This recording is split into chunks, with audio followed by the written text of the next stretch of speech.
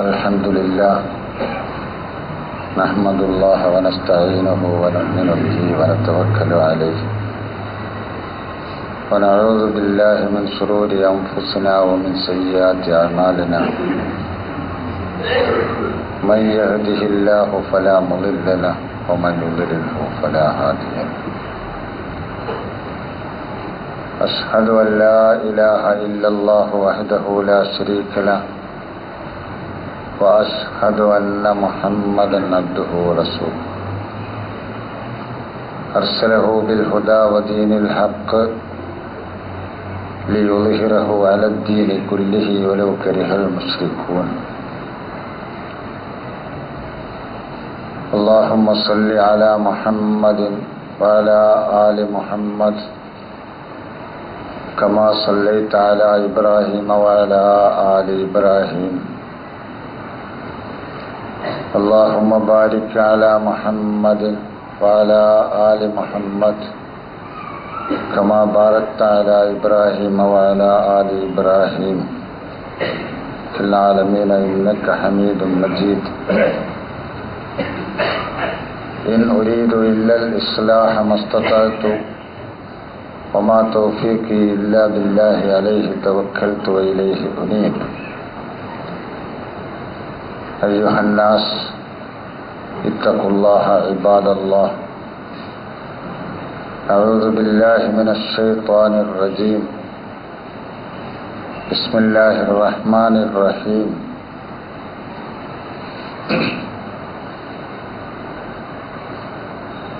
وإذ يرفع إبراهيم القواعد من البيت وإسماعيل ربنا تقبل منا إنك أنت السميع العليم.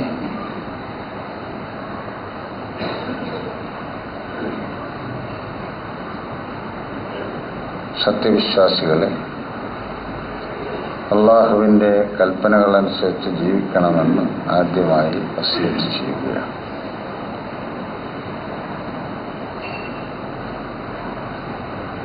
ഇബ്രാഹിം അലൈഹിസ്സലാമുമായി ബന്ധപ്പെട്ട ചില കാര്യങ്ങളാണ് കഴിഞ്ഞ ഖുതുബകളിൽ പറഞ്ഞത്. ആ മഹാനായ പ്രവാചകന്റെ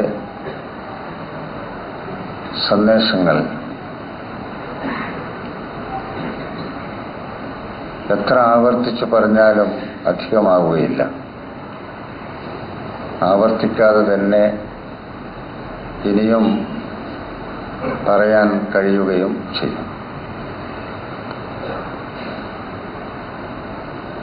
ഒരാദരണീയ മന്ദിരം സ്ഥാപിതമായത് മുതലാണല്ലോ ആ മഹാനായ പ്രവാചകന്റെ സംഭവവുമായി ബന്ധപ്പെട്ടുകൊണ്ട് ഖുർആൻ നമ്മെ പലതും ഓർമ്മിപ്പിക്കുന്നത്. ഇബ്രാഹിം അലൈഹിസ്സലാം അള്ളാഹുവിൻ്റെ ദൂതന്മാരിലെ ആദ്യത്തെ ദൂതനായിരുന്നില്ല. അനേകായിരം ദൂതന്മാരുടെ ശേഷം അള്ളാഹു നിയോഗിച്ച ഒരു റസൂലായിരുന്നു.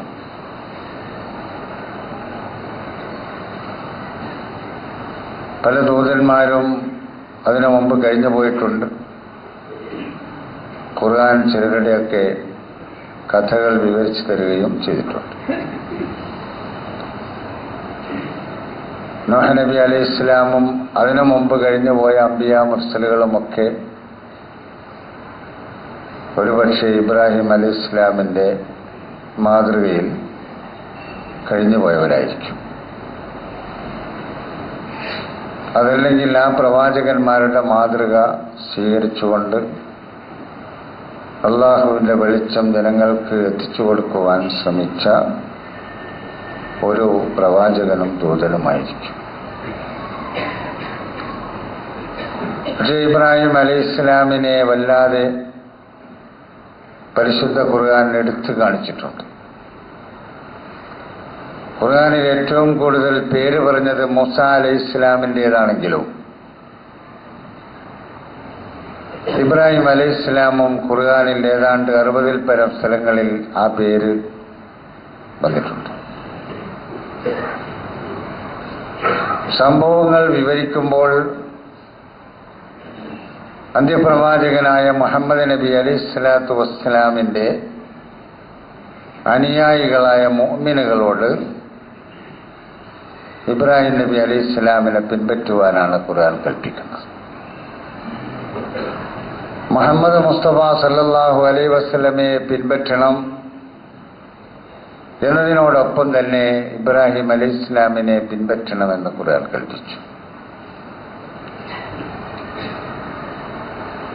മുഹമ്മദ് മുസ്തഫ സല്ലല്ലാഹു അലൈഹി വസല്ലമയുടെ അനുയായികളായ മുഅ്മിനുകളോട്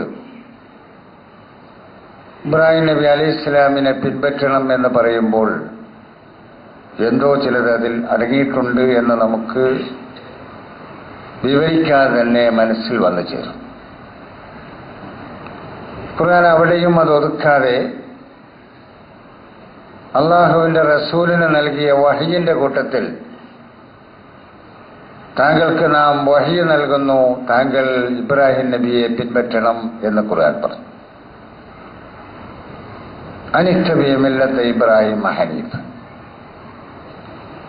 ഹനീഫായ ഇബ്രാഹിം, ആ ഇബ്രാഹിമിന്റെ മില്ലത്ത് താങ്കൾ പിൻപറ്റണം എന്ന് അല്ലാഹു വഹി നൽകി. പ്രവാചകന്റെ അനുയായികളോട് നിങ്ങൾ ഇബ്രാഹിം നബിന്റെ മില്ലത്ത് പിൻപറ്റണമെന്ന് കൽപ്പിക്കുകയും ചെയ്തു. എന്തോ ചിലത് അതിൽ തീർച്ചയായും അടങ്ങിയിട്ടുണ്ട്. എന്താണ് അടങ്ങിയത് എന്ന് വിവരിക്കാൻ നമുക്ക് കഴിയുകയില്ലെങ്കിലും നമുക്ക് മനസ്സിലാക്കാൻ കഴിയുന്ന ചിലത് മാത്രമാണ് നമ്മളിവിടെ വിവരിക്കുന്നത്. ചിലത് ഞാൻ കഴിഞ്ഞ ഖുതുബകളിൽ പറഞ്ഞു പോയിട്ടുണ്ട്. ഏറ്റവും പ്രധാനപ്പെട്ടത് ലോകരക്ഷിതാവായ അല്ലാഹുവിന് ഇബാദത്ത് ചെയ്യാൻ ഒരാസ്ഥാനം അദ്ദേഹം സ്ഥാപിച്ചു എന്നതാണ്. ആ ആസ്ഥാനത്തെക്കുറിച്ച് ഖുർആൻ പറഞ്ഞത് മസാബത്ത് എന്നാണ് ആദ്യം, രണ്ടാമത് പറഞ്ഞത് അംന് എന്നാണ്. ജനങ്ങൾക്കെല്ലാവർക്കും വന്നു ചേർന്ന് ഒത്തുകൂടാൻ പറ്റിയ ഒരു കേന്ദ്രം. ആ കേന്ദ്രം സ്ഥിതി ചെയ്യുന്ന മേഖല അഭയകേന്ദ്രവുമാണ്. നിർഭയമായി പേടിയില്ലാതെ ലോക ജനതയ്ക്ക് വന്നു ചേരാൻ പറ്റുന്ന കേന്ദ്രം. അങ്ങനെ ആക്കണമേ അല്ലാഹുവേ ഈ പട്ടണമെന്ന് അദ്ദേഹം പ്രാർത്ഥിച്ചു. റബ്ബി ജഅൽ ഹാദൽ ബലദ ആമിനൻ, ഈ പട്ടണത്തെ അല്ലാഹുവേ രക്ഷിതാവേ നീ ആമിനാക്കണം, പേടിയില്ലാതെ എല്ലാവർക്കും വരാനും പോകാനും പറ്റുന്ന ഒരു കേന്ദ്രമാക്കണം. എന്നിട്ട് ആ നിർഭയമായ കേന്ദ്രത്തിൽ അദ്ദേഹം അള്ളാഹുവിന്റെ കൽപ്പന പ്രകാരം ഒരു ഭവനം പടുത്തുയർത്തുകയാണ്. വൈദ് യർഫഉ ഇബ്രാഹിമുൽ ഖവായിദ മിനൽ ബൈത്ത്, ആ ആദരണീയ മന്ദിരത്തിന്റെ തറപ്പണി തുടങ്ങുമ്പോൾ ഇബ്രാഹിം അലൈഹിസ്സലാം പറഞ്ഞ സന്ദർഭം ഓർത്തു നോക്കൂ. കൂടെ ഇസ്മായിൽ അലൈഹിസ്സലാമും ഉണ്ട്. ആ പണി നടത്തുന്ന സമയത്ത് അവർ രണ്ടുപേരും പ്രാർത്ഥിക്കുന്നത്, ഞങ്ങളുടെ നാഥ, അങ്ങ് ഞങ്ങളിൽ നിന്ന് ഈ കർമ്മം സ്വീകരിക്കണമേ എന്നാണ്. പടച്ചവന്റെ കൽപ്പന പ്രകാരം ചെയ്യുകയാണ്. എന്നിട്ടും അവരുടെ പ്രാർത്ഥനയിലെ ആദ്യത്തെ പ്രാർത്ഥന, റബ്ബന, ഞങ്ങളുടെ നാഥ, ഞങ്ങളിൽ നിന്ന് ഇത് സ്വീകരിക്കണമേ. സംഭവം വിവരിക്കുന്നത് അവർ രണ്ടുപേരും ആ കഅബ എന്ന് പറയുന്ന മന്ദിരത്തിന്റെ പണി തുടങ്ങിയപ്പോൾ എന്ന് പറഞ്ഞിട്ട് നേർക്ക് നേരെ പടച്ചവനോട് പ്രാർത്ഥിക്കുന്ന പ്രാർത്ഥനയാണ് പിന്നെ തുടരുന്നത്.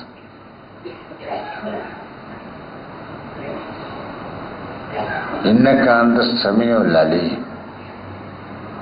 കേൾക്കുന്നവനാണ് നീ ഒക്കെ, അറിയുന്നവനുമാണ്. അതുകൊണ്ട് ഞങ്ങളിൽ നിന്ന് സ്വീകരിക്കണം. രണ്ടാമത്തെ പ്രാർത്ഥന, റബ്ബന വജഅൽനാ മുസ്ലിമൈനി ലക് വമിൻ ദുർരിയ്യത്തിനാ ഉമ്മത്തൻ മുസ്ലിമത്തൻ ലക്. ഞങ്ങളുടെ നാഥ, ഞങ്ങളെ രണ്ടുപേരെയും നിനക്ക് വഴിപ്പെട്ട് കീഴ്പ്പെട്ട് വിധേയരായി ജീവിക്കുന്നവരാക്കണമേ. ഞങ്ങളുടെ സന്താന പരമ്പരകളിലും നിനക്ക് വഴിപ്പെട്ടുകൊണ്ട് കീഴ്പ്പെട്ടുകൊണ്ട് നിനക്ക് വിധേയരായി ജീവിക്കുന്ന ഒരു ഉമ്മത്തിനെ നീ സ്ഥാപിക്കണം, നിലനിർത്തണം. മൂന്നാമത്തെ പ്രാർത്ഥന, വാരിന മനാസിക്കന, നിന്റെ അടുത്തേക്ക് എത്തിച്ചേരാനുള്ള വഴി ഞങ്ങൾക്ക് നീ കാണിച്ചു തരണമേ. മൻസക്, ത്യാഗമാർഗം, കഠിനമായി അധ്വാനിച്ചുകൊണ്ട് ജീവിച്ച് നിന്റെ അടുത്തേക്ക് എത്തിച്ചേരാനുള്ള വഴി അത് ഞങ്ങൾക്ക് കാണിച്ചു തരണമേ. തുടർന്ന് ഞങ്ങളിൽ നിന്ന് വന്നു പോകുന്ന വീഴ്ചകൾ, അപാകതകൾ, തെറ്റുകൾ, കുറ്റങ്ങൾ ഞങ്ങളുടെ നാഥ ഞങ്ങൾക്ക് നീ പുറത്തു തരണമേ. പടച്ചവന്റെ ഖലീലായ ഇബ്രാഹിം അലൈഹിസ്സലാമും അദ്ദേഹത്തിന്റെ മകൻ ഇസ്മായിൽ അലൈഹിസ്സലാമും കൂടി പടച്ചവൻ പറഞ്ഞതനുസരിച്ചൊരു പണിയെടുക്കുമ്പോൾ എത്രമാത്രം വിനയാന്വിതരായി പടച്ചവന്റെ മുമ്പിൽ അവർ പ്രാർത്ഥിക്കുന്നു. നമ്മൾ നമ്മുടെ മനസ്സിനെ, നമ്മുടെ കർമ്മജീവിതത്തെ, ചെയ്തുകൊണ്ടിരിക്കുന്ന പ്രവർത്തനങ്ങളെയൊക്കെ നമ്മൾ എങ്ങനെയാണ് കാണുന്നത് എന്ന് ഇവിടെ നിന്നുകൊണ്ട് നമ്മുടെ മനസ്സിലേക്ക്, നമ്മുടെ മനസ്സുകളിലേക്ക് നാം ഒന്ന് തിരിച്ചു പോകണം. നാം എവിടെ? ആ രണ്ട് മഹാന്മാരായ പ്രവാചകന്മാരെവിടെ? അവരും നമ്മളുമായി എന്തുമാത്രം അകലം, അവരുടെ മനസ്സുകളും നമ്മുടെ മനസ്സുകളും തമ്മിൽ എന്തുമാത്രം ദൂരം. ഇത് നമ്മുടെ മനസ്സാക്ഷികളോട് ഞാനും നിങ്ങളുമൊക്കെ ഇപ്പോൾ ചോദിക്കേണ്ടത്. ഒരല്പസമയം നമ്മൾ ചോദിക്കും. ഇനിയും ആ പ്രവാചകൻ ഭാവിയിൽ പ്രതീക്ഷ നട്ടുകൊണ്ട് പ്രാർത്ഥന തുടരുകയാണ്. റബ്ബന വബഅസ് ഫീഹിം റസൂലൻ മിൻഹും, ഇവരിൽ നിന്നൊരു ദൂതനെ അങ്ങ് നിയോഗിക്കണമേ. ഞങ്ങളുടെ നാഥ, ഇവരിൽ നിന്നൊരു ദൂതനെ അങ്ങ് നിയോഗിക്കണമേ. ഭാവിയിൽ പ്രതീക്ഷ നട്ടുകൊണ്ട്, അത് ജീവിതത്തിൻ്റെ ചവിട്ടുപടികൾ കയറിപ്പോകുമ്പോൾ പ്രതീക്ഷകളോടുകൂടിയാണല്ലോ നമ്മൾ കയറിപ്പോകാറുള്ളത്. ഭാവി പ്രതീക്ഷ, മനുഷ്യനെ ജീവിപ്പിക്കുന്നത് ആ പ്രതീക്ഷയാണ്, മനുഷ്യനെ നിലനിർത്തുന്നതും ആ പ്രതീക്ഷയാണ്, മനുഷ്യനെ പണിയെടുപ്പിക്കുന്നതും ആ പ്രതീക്ഷയാണ്. ഭാവി പ്രതീക്ഷ. മനുഷ്യർക്കൊക്കെ വ്യത്യസ്തമായ പ്രതീക്ഷകളായിരിക്കും. പക്ഷേ ആ പ്രതീക്ഷകളൊക്കെ ഉണ്ടെങ്കിലും ഒരു പ്രതീക്ഷയിൽ അവരൊത്തുചേരണം. ആ പ്രതീക്ഷയാണ് ഇബ്രാഹിം നബി അലൈഹിസ്സലാം നമ്മെ ഓർമ്മപ്പെടുത്തുന്നത്.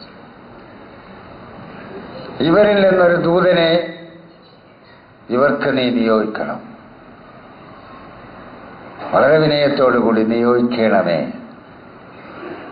എന്തായിരിക്കണം ആ ദൂതൻ ഇവരിൽ നിർവഹിക്കേണ്ട മഹോന്നതമായ പ്രവൃത്തി? 3 കാര്യങ്ങളിൽ അത് ഒതുക്കിക്കൊണ്ട് പടച്ച തമ്പുരാന്റെ മുമ്പിൽ വിനയാന്വിതനായി ഇബ്രാഹിം നബി അലൈഹിസ്സലാം അത് സമർപ്പിക്കുകയാണ്. യത്ലു അലൈഹിം ആയാതി, ആ ദൂതൻ നിന്റെ ദൃഷ്ടാന്തങ്ങൾ ഇവർക്ക് വിവരിച്ചു കൊടുക്കണം. ആ ദൂതൻ നിർവഹിക്കേണ്ട 1ാമത്തെ ചുമതല അതാണ്. 2ാമത്തെയും 3ാമത്തെയും ചുമതല ഒന്നിച്ചു പറയുന്നു. വയുഅല്ലിമുഹുൽ കിതാബ വൽ ഹിക്മ, കിതാബും ഹിക്മത്തും ഇവർക്ക് പഠിപ്പിക്കണം. കിതാബും ഹിക്മത്തും പഠിപ്പിക്കണമെന്ന് പറയുമ്പോൾ ഒരു ഗ്രന്ഥവും തത്വജ്ഞാനവും പഠിപ്പിക്കണമെന്നാണ് സാധാരണ നമ്മുടെ മനസ്സിൽ കടന്നു വരാറുള്ളത്. കിതാബ് എന്ന ഖുർആനിൽ ഉപയോഗിച്ചിട്ടുള്ളത് അധികവും പുസ്തകം എന്ന അർത്ഥത്തിലല്ല, നിയമസംഹിത എന്ന അർത്ഥത്തിലാണ്. ജീവിക്കുവാൻ ആവശ്യമായ നിയമങ്ങൾ എന്ന അർത്ഥത്തിലാണ് ഖുർആൻ കിതാബ് ഉപയോഗിച്ചിട്ടുള്ളത്. കാരണം ഖുർആൻ ഇറങ്ങിത്തീരുന്നത് വരെയും ഖുർആൻ ഒരു പുസ്തക രൂപത്തിലായിട്ടില്ല. അതേസമയം ആ ഖുർആനെ കുറിച്ച് പറയുന്നതൊക്കെ കിതാബുൻ അൻസൽനാഹു ഇലൈക്, താങ്കൾക്ക് നാം ഇറക്കിത്തന്ന കിതാബ് എന്നാണ്. പുസ്തകമെന്നോ ബുക്ക് എന്ന അർത്ഥത്തിലല്ല, നിയമങ്ങൾ എന്ന അർത്ഥത്തിൽ നമുക്കത് മനസ്സിലാക്കാൻ കഴിയണം.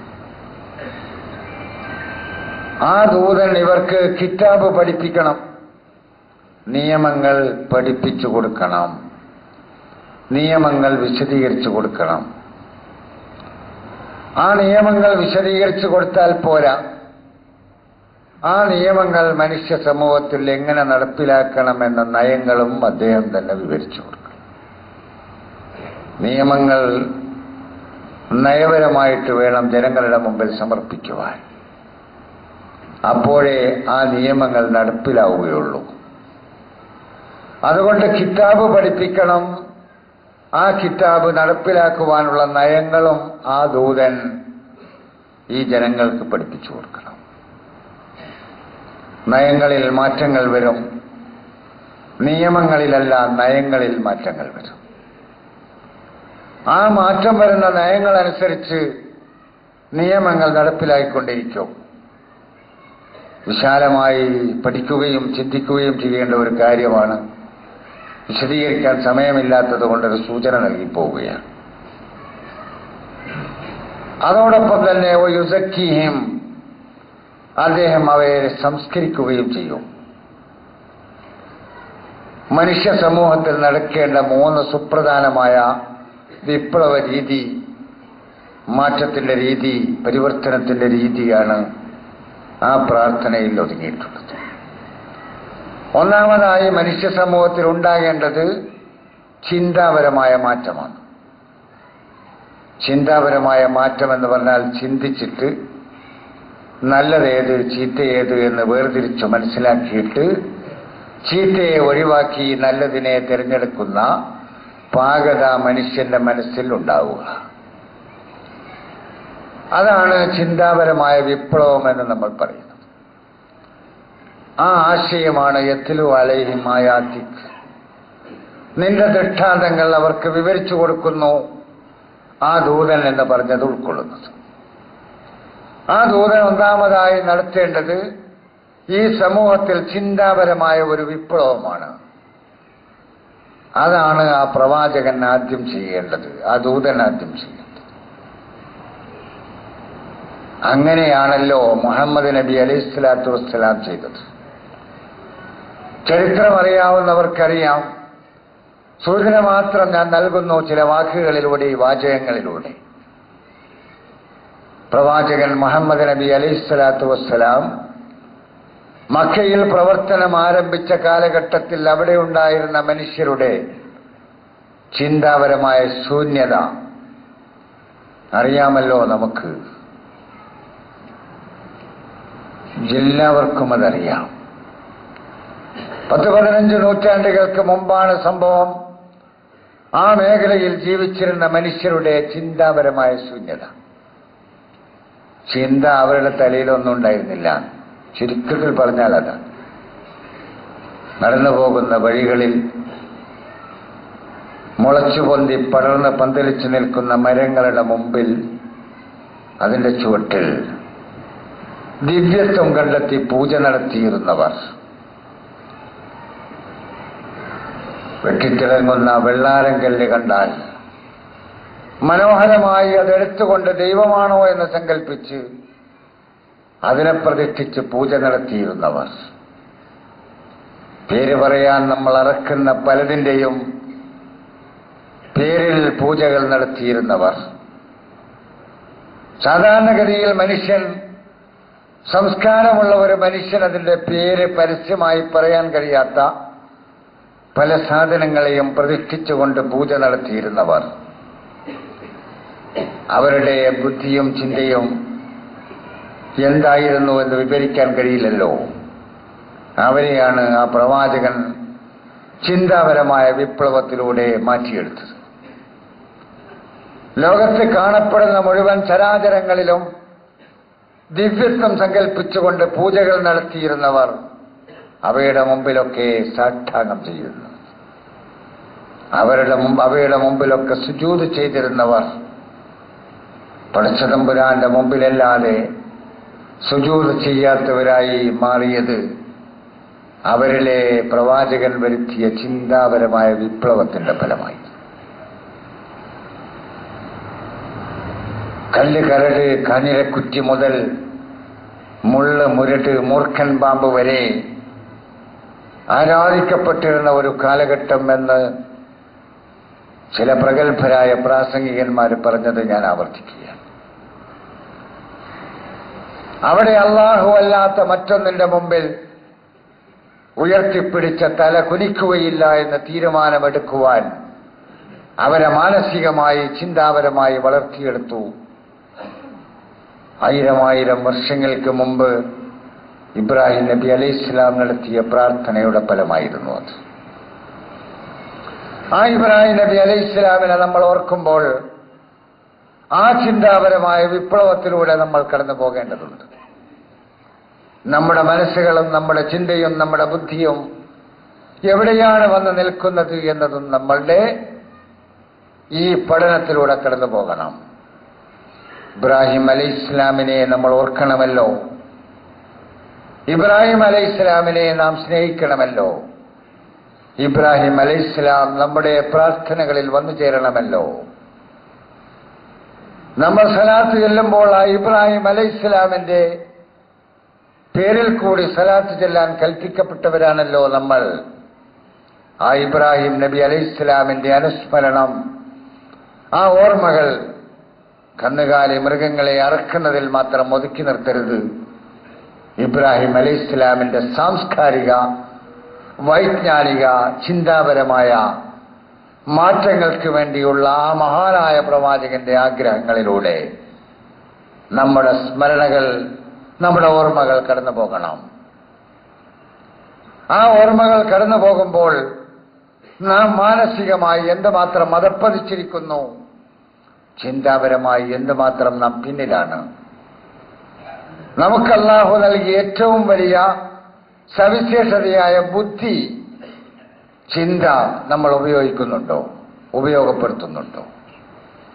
ആരുടെയോ ചിന്തയിൽ ഉദിച്ച, ആ ചിന്തയിൽ ഉദിച്ചതിന്റെ പേരിൽ അവർ പറഞ്ഞുപോയ, അല്ലെങ്കിൽ അവരെഴുതി വെച്ചിട്ടുള്ള അവരുടെ അഭിപ്രായങ്ങളുടെ പിന്നാലെ അന്ധമായി കടന്നു പോവുകയല്ലാതെ എന്തെങ്കിലും ഒന്ന് പുതിയതായി ചിന്തിച്ചെടുത്ത് ഗവേഷണം നടത്തി ജീവിക്കുന്ന മനുഷ്യർക്കും ജീവിക്കാൻ പോകുന്ന മനുഷ്യർക്കും സംഭാവന ചെയ്യുന്നിടത്ത് നമുക്ക് വിജയിക്കാൻ കഴിഞ്ഞിട്ടുണ്ടോ?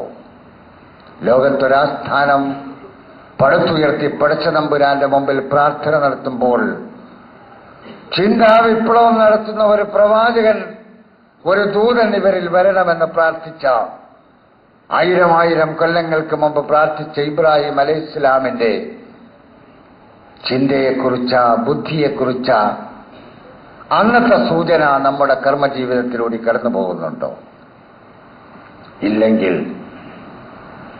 പറഞ്ഞുപോയതിന്റെ പിന്നാലെ പറഞ്ഞു പോകുന്ന ഒരു വിഭാഗമായി, ചെയ്തതിന്റെ പിന്നാലെ ചെയ്തത് തന്നെ ചെയ്തു പോകുന്ന ഒരു വിഭാഗമായി നമ്മൾ ചലനമറ്റു പോകരുത് എന്ന ഒരപേക്ഷയാണ് ഇബ്രാഹിം അലൈഹിസ്സലാമിന്റെ ഈ മഹോന്നതമായ സന്ദേശത്തിൽ നിന്ന് എടുത്തുകൊണ്ട് എന്റെ സഹോദര സഹോദരിമാരുടെ ശ്രദ്ധയിൽപ്പെടുത്താൻ.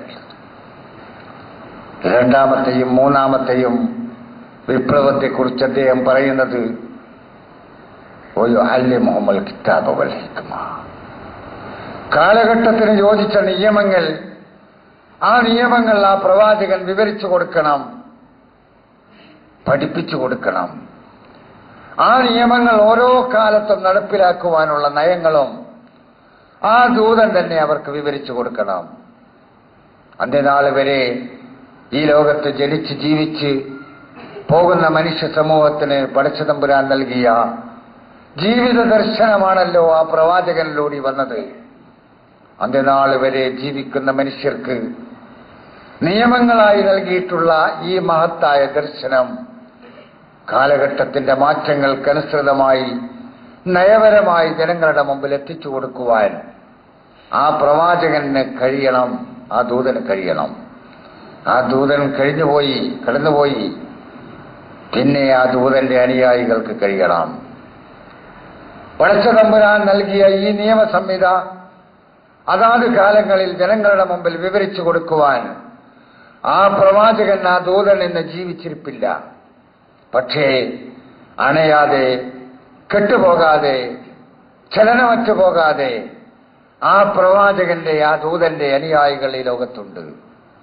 ആ അനുയായികളുടെ കയ്യിൽ പടച്ചതമ്പുരാന്റെ ആ നിയമദർശനമുണ്ട്, ആ നിയമസംഹിതയുണ്ട്.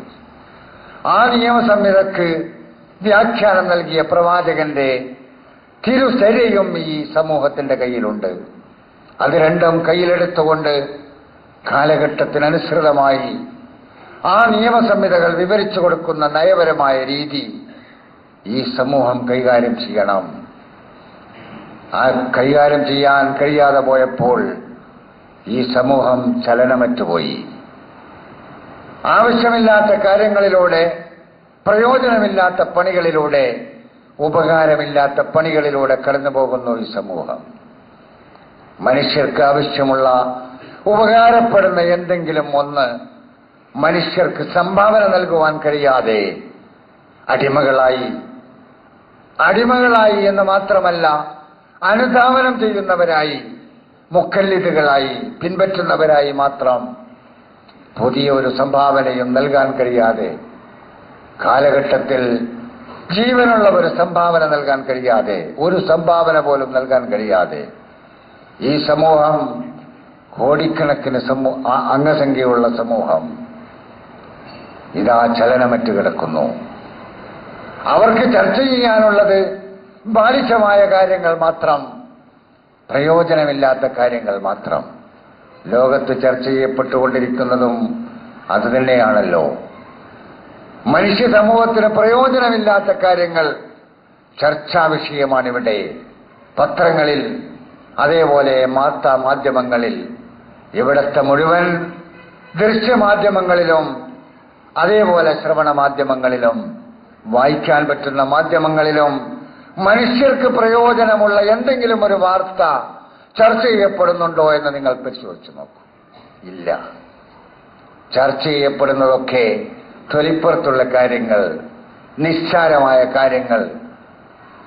650-700 കോടി ജനങ്ങൾ ജീവിക്കുന്ന ഭൂലോകത്ത് ഒരു പ്രയോജനവുമില്ലാത്ത കാര്യങ്ങൾ ചർച്ച ചെയ്യപ്പെട്ടുകൊണ്ടിരിക്കുന്നു, എഴുതപ്പെട്ടുകൊണ്ടിരിക്കുന്നു, വിവരിക്കപ്പെട്ടുകൊണ്ടിരിക്കുന്നു, കാണിക്കപ്പെട്ടുകൊണ്ടിരിക്കുന്നു. അതാണിവിടെ. അവിടെ പ്രയോജനമുള്ളത് നൽകാൻ, പ്രയോജനപ്പെടുന്നത് സംഭാവന ചെയ്യുവാൻ കഴിയുന്ന ഒരു വിഭാഗത്തെ സൃഷ്ടിച്ചെടുത്തുകൊണ്ട് മുഹമ്മദ് മുസ്തഫ സല്ലല്ലാഹു അലൈഹി വസല്ലമ ഒരു സമൂഹത്തിന് രൂപം നൽകിയല്ലോ. 1000 വർഷങ്ങൾക്ക് മുമ്പ് ആ മഹാനായ പ്രവാചകന്റെ പിതാമഹൻ ഇബ്രാഹിം അലൈഹിസ്സലാമും ഇസ്മായിൽ അലൈഹിസ്സലാമും പ്രാർത്ഥിച്ച പ്രാർത്ഥനയുടെ ഫലമായി ഈ ലോകത്തിന് നൽകിയ സംഭാവന മറന്നുപോയില്ലേ നമ്മൾ? പ്രവാചകന്റെ പ്രാർത്ഥനയാണ്. ആ ദൂതൻ അവരെ സംസ്കരിക്കണം. സംസ്കരണമുണ്ടോ മനുഷ്യരിൽ ഇന്ന്? മനുഷ്യരിൽ സംസ്കരണമുണ്ടോ? സംസ്കാരം എന്നതറിയാമോ മനുഷ്യർക്ക്? സംസ്കൃതം, വൈകൃതം മാത്രമല്ലേ ഇവിടെ ഉള്ളത്? വൈകൃതത്തിന്റെ നേരെ എതിരാണല്ലോ സംസ്കൃതം. വൈകൃതമല്ലാത്ത എന്തെങ്കിലും ഒന്നിവിടെ ഉണ്ടോ? സംസ്കരണമുണ്ടോ? സംസ്കൃതമുണ്ടോ? എവിടെ? സംസ്കരണം നൽകേണ്ട കേന്ദ്രങ്ങളിലുണ്ടോ? അത് യൂണിവേഴ്സിറ്റികളിലുണ്ടോ? അതേപോലെ പാഠശാലകളിലുണ്ടോ? അതിനേക്കാളപ്പുറം പടച്ചതമ്പുരാന്റെ മഹോന്നതമായ ഗുണങ്ങൾ ആർജിച്ചെടുക്കുവാൻ വേണ്ടി സ്ഥാപിതമായ പടച്ചവന്റെ ഭവനങ്ങളിൽ പരിശുദ്ധമായ കഅബയുടെ കീഴ്ഘടകങ്ങളായ പള്ളികളിൽ, മസാജിദുകളിലുണ്ടോ? മറ്റു ഇതര മതവിഭാഗങ്ങളുടെ ആരാധനാ കേന്ദ്രങ്ങളിലുണ്ടോ? സംസ്കരണമുണ്ടോ? ഇല്ല. ലോകത്ത് സംസ്കരണം കിട്ടേണ്ട മേഖലകളിൽ നിന്നത് കിട്ടുന്നില്ല. വളരെ നല്ല നിലയിൽ ശാസ്ത്രീയമായി പഠനങ്ങൾ നടത്തിക്കൊണ്ടിരിക്കുന്ന കേന്ദ്രങ്ങളുണ്ട് ഇവിടെ, തീർച്ചയായും ഉണ്ട്. ആ കേന്ദ്രങ്ങളിൽ നിന്ന് വളരെ വസ്തുനിഷ്ഠമായ പഠനങ്ങളൊക്കെ നടത്തിയിട്ട് ആളുകളെ വാർത്തെടുക്കുന്നുമുണ്ട്. പക്ഷേ ആ പഠനങ്ങളുടെ ഫലമായി ഉണ്ടാകുന്ന വിഭവങ്ങൾ, ആ വിഭവങ്ങൾ തന്നെ പോലെയുള്ള മനുഷ്യർക്ക് ഉപകാരപ്പെടേണ്ടതാണ് എന്ന ബോധം ആ കേന്ദ്രങ്ങളിൽ നിന്ന് ലഭിക്കുന്നില്ലല്ലോ.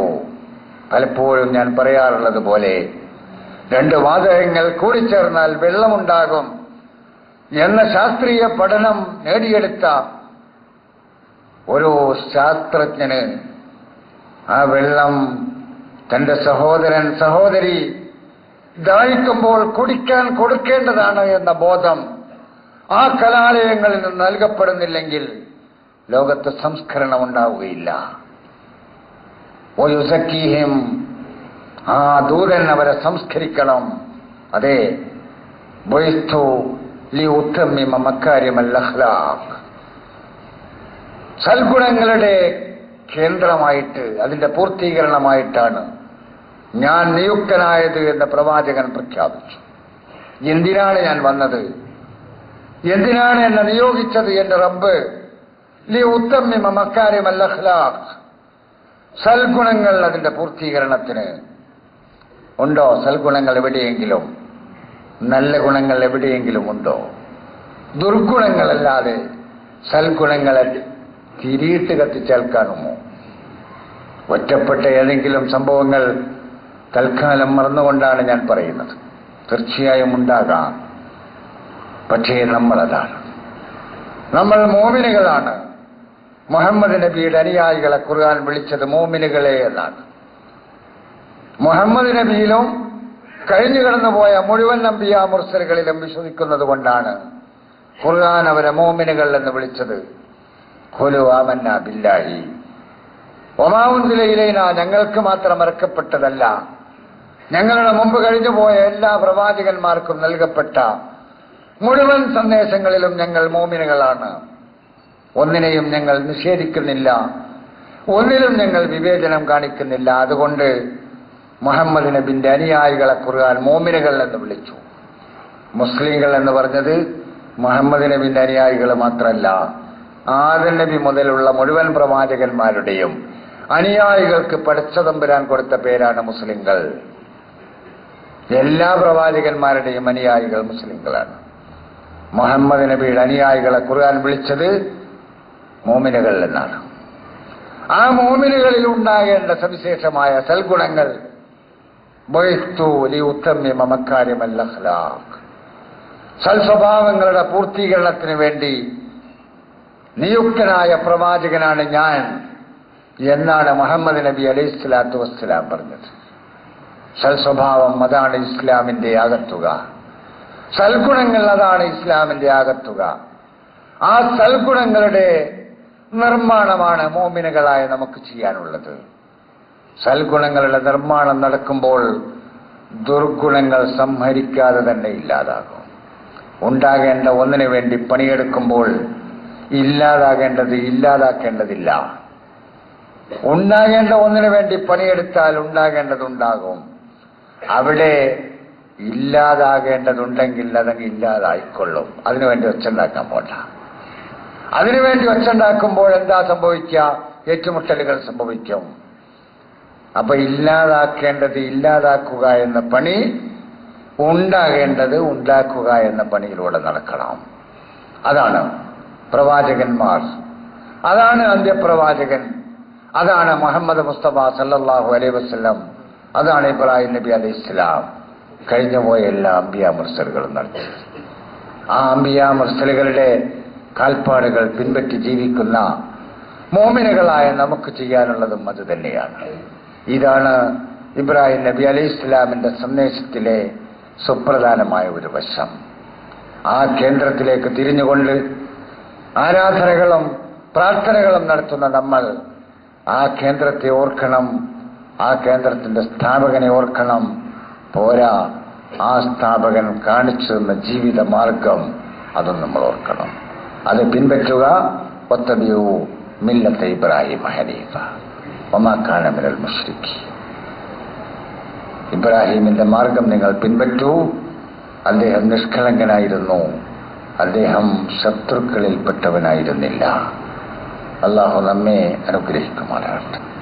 اللهم ارض عن الخلفاء الراشدين المهديين وبقية الصحابة والصحابيات رسول الله صلى الله عليه وسلم رضوان الله تعالى عنهم أجمعين. اللهم اغفر للمؤمنين والمؤمنات والمسلمين والمسلمات الأحياء منهم والأموات إنك مجيب الدعوات وقاضي الحاجات. ربنا آتنا في الدنيا حسنة وفي الآخرة حسنة وقنا عذاب النار. اللهم أجرنا من النار.